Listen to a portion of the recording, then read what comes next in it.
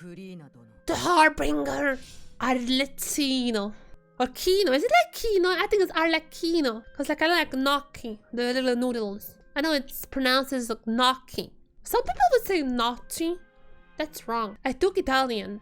Literally one class. I'm not even kidding. One class of Italian in my whole life. But I've been to Italy like a year in total. I've been to Italy a lot, so I know some stuff. Buongiorno. Arrivederci.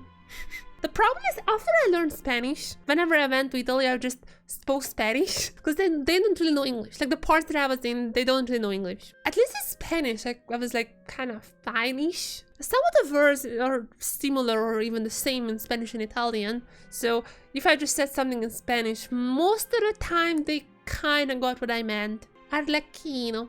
The same as with gnocchi. I kid you not. I know it's like a meme and like a stereotype or whatever. I went to one single Italian, like formal Italian class. The first thing the teacher said, this Italian guy, the first thing he said is that it's not gnocchi, it's gnocchi.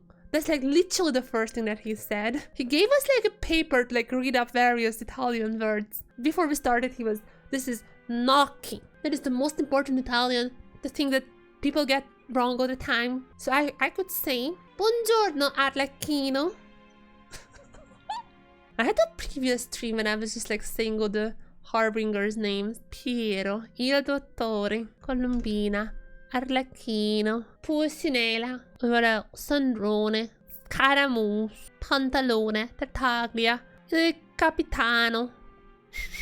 Also Il, that's like the masculine, how do you call this thing? Like L? It's like L in Spanish if you don't Spanish, that's like L. El Captain. Former members, wait a second, like, god damn it, I got spoiled. I just scroll down and it's like former members and here's, but I never spoke Italian. Like anytime I could, I used English. And like last few years that I've been there, like more and more people speak English, obviously. But even before that, I was fine-ish with my Spanish. That's why it's bad to like travel with family. That sounds bad.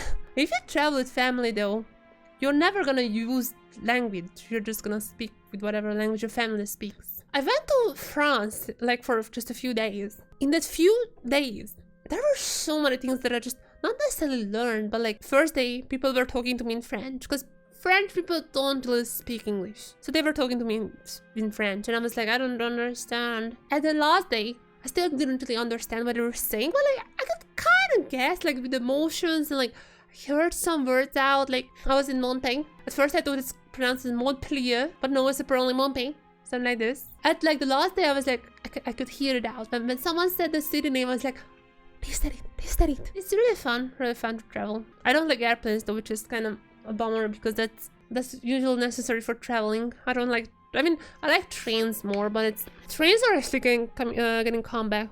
Before COVID, plane tickets were just so cheap. Like actually it was much cheaper to fly to somewhere than to use train. Trains are having a comeback. Trains are getting cheaper again.